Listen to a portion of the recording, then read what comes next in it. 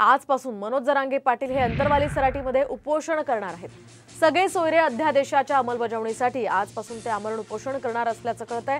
तर सगळे सोयऱ्यांच्या कायद्याची अंमलबजावणी करण्यासाठी जरांगेंनी सरकारला 9 फेब्रुवारीची डेडलाईन दिली होती।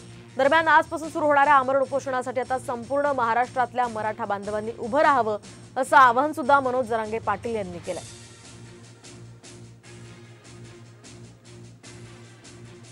आपण पाहतोय आताची ही महत्त्वाची अपडेट। गेल्या काही दिवसांपासून मनोज जरांगे पाटील हे वारंवार पत्रकार परिषद घेऊन माध्यमांना सूचित करतायत उपोषणासंदर्भात आणि आजपासून ते अंतरवाली सराटीमध्ये पुन्हा एकदा उपोषणाला बसणार आहेत।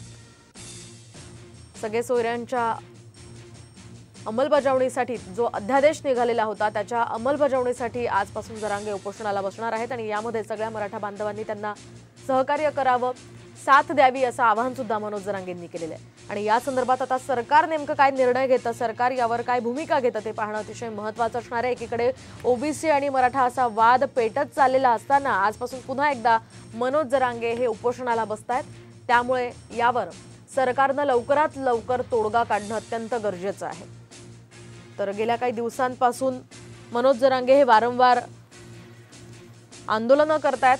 त्यांचा मोर्चा देखील मुंबईला आला होता आणि त्यावेळी हा अध्यादेश सरकारने त्यांना दिला होता। त्या अध्यादेशाच्या मागणीसाठीच त्यांनी आता पुन्हा एकदा उपोषणाला बसल्याचं ठरवलंय। कायद्याच्या बाजूने बोलावं यासाठी फोन करा, तुमच्या आमदारांना फोन करा असं जरांगेंनी म्हटलेलं आहे। आपल्या लेकरांचा विषय तिथं 15 तारखेचा जर अधिवेशनात त्यांनी घेतला तर तिथं जर एकमतानं सगळ्या आमदारांना आणि मंत्र्यांनी बाजू मांडली तर तो कायदा मजबूत होईल आणि त्याची अंमलबजावणी होईल।